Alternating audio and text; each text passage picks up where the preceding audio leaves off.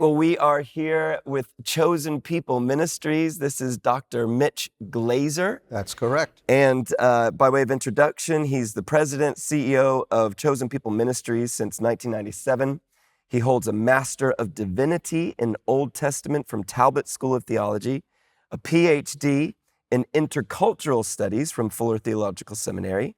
He's the author of The Fall Feasts of Israel and a number of academic books, co-edited with Dr. Darrell Bach. Anything I've left out there? Married, 2 girls, 1 grandson. You know, there's so many other wonderful things that God's done in my life. Currently living in New York City. Well, actually, in the true Holy Land, Chip, Brooklyn. Oh! Okay, I was born and raised in one borough, but Brooklyn is where I've lived for the last 35 years. Wow, brilliant. Actually, there's almost 1 million Jewish people in Brooklyn. So It's the center of Jewish life, even in New York City. It's the Israel of New York. It is the Israel of New York. There you go. Well, you're very welcome here to London, and thank you for the time to chat today. We want to talk about the kind of global rise in anti-Semitism. What do you think is happening within the church globally to kind of, A response. A response, an alternative story to that? Right. See, let's start from the beginning, and then we'll make our way forward if it's okay. So it all seemingly began with October 7th, 2023. So Israel was mercilessly attacked by Hamas terrorists, and we had hundreds who died, hundreds who were kidnapped, all innocent Israelis, especially a couple hundred who were at a dance festival near the Gaza border. I've been down there. I've seen everything. And I can tell you that in normal times, we always think of Gaza and the border towns as a center of unrest. Actually, there are beautiful beaches on the Gaza side. There are beautiful kibbutzim, collective farms, growing wonderful crops on the other side. Good communities, nice homes. Actually, when you go down there, you feel this incredible sense of peace and the beauty of nature. And Israel is a very agricultural place. The desert bloomed, so to speak. And so it's quite nice, actually. But then, of course, when you understand the terror that happened on that day, then you understand that it was a very frail peace. And it was not as, well, we say shalom, It was not as shalom-oriented as we would have hoped. And so there were terrorist attacks before October 7th. There were regular missile attacks. Chosen People Ministries is one of the largest Jewish ministries in Israel. And so we have 25, 30 people that are working in Israel, serving the Lord and reaching Jewish people and Israelis with the message of the gospel. And so a lot of them have young children. And for weeks before October 7th, there were missile attacks and people were running to bomb shelters. And of course, afterwards, there was a continuance. And then the Houthis kicked in, and eventually Hezbollah on the Lebanese border, they kicked in. And so it's been a very difficult time for our staff. Of course, Israel went in to defend itself. I mean, it was an act of war, it was an act of aggression, and Israel began defending itself. Now, how do you defend yourself in an urban area? Because if you look at Gaza, it's got beautiful beaches, but it's cities. Yeah. I mean, it's like New York. How do you fight a war hand to hand, door to door, apartment to apartment, knowing that there are hostages in miles of tunnels underneath? They could retaliate if you're taking military action, or they could just do what they did, which was to murder all indiscriminately, including, as we know, a little boy and girl, the Bibas kids, and their mother, Shiri, and so on. So Israel responded. And a lot of people would like to argue for some kind of moral equivalence or proportionate response, but I think they're living in a fantasy, because how do you have a proportionate response when hostages are being held. And the alternative to hostages being held, which is what we're experiencing, is the release of almost 1,000 murderers and blood on their hands. With blood on their hands. And already we see that some of them are conducting further terrorist activity. So what was the world's response? The world's response was Israel is an aggressor.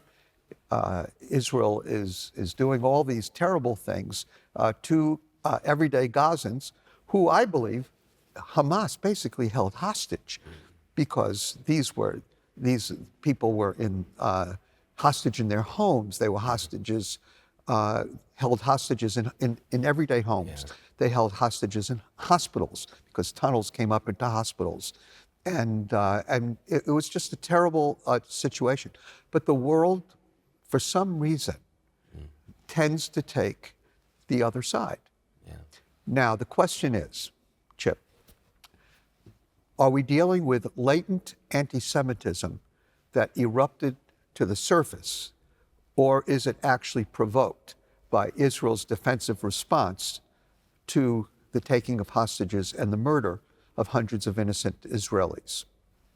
Now, I happen to think that anti-Semitism is a plague that actually comes from hell. Yeah.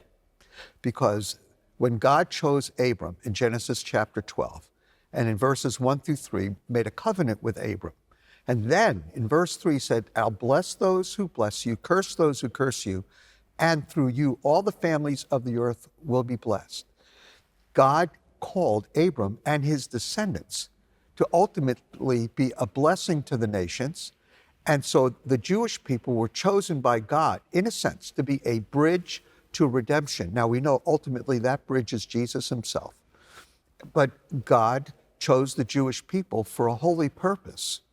And if there's anybody who hates that holy purpose, it's the devil. So ever since the beginning, Jewish people have experienced anti-Semitism, and oftentimes at the hands of the church, because the church was misguided. Yeah. And if the devil could turn the church against the Jewish people, that's a massive victory for hell.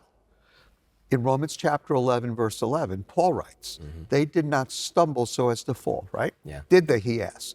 May it never be. But by their transgression, salvation has come to the Gentiles, to make them jealous. Yeah. So God chose the Gentiles to cause the Jewish people to become jealous of the Jewish Messiah who lives in the hearts of these Gentiles. Beautiful. And if the devil can keep the Gentiles from fulfilling that mandate, then in the devil's mind, because the devil's not omniscient, he doesn't know everything.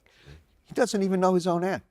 That because of the devil blinding the eyes of the church for century upon century, then what that does is it keeps the devil in the driver's seat. And the devil uses various groups of people inspires them to hate Jews. Now, that's the mood in the church. So has the church been supportive of the Jewish people? I would say in Europe, in America, America may be a little bit more supportive, but the Jewish people have become the subject, again, of rampant and virulent anti-Semitism that comes from this historic background of the church blaming the Jews for killing Christ and killing God, theodicy, not theodicy, but anyway, killing God. And so you have these problems. And so how can the church respond? Well, we're at a conference today, and I'm going to give a couple of ways for the church to respond to this historic drama and the opportunity now to show love for the Jewish people so that the Jewish people get a different idea of what Christ is like. Instead of hating the Jews, loving the Jews, and being supportive of Israel in their time of need. So we need to say something and do something as a church. If you see anti-Semitism online, if you see it in graffiti, if you see it in some kind of protest, say something. Protest against the protesters. Come on. Right? You see it in England, you see it in New York City. We saw it at Columbia University and NYU. We've seen it at Oxford. My daughter was at Oxford, and I saw it myself, all the posters and so on. Oh, hideous. Second, we need to pray for the Jewish people. Yes. Pray for the peace of Jerusalem. They will prosper who love thee. So we need to pray for the Jewish people. And then one simple thing, Chip, and that is we need to try and be friendly to the Jewish people. Brilliant. So if Christians would just go out of their way to tell Jewish people that they care, that they support them, that they support Israel. Not that Israel's perfect. Nobody's perfect. But if the church can turn and make a difference by relating to the Jewish people with the love of Christ, then I think it's going to make a big difference in the dynamic of what's happening today. Mitch, thank you so much for that. That was absolutely spot on, and we really appreciate what you're doing here, Chosen People Ministries. Well, thank you so much, and I can tell you're supportive, Chip, and I know that God TV really stands with the Jewish people, and we deeply appreciate it.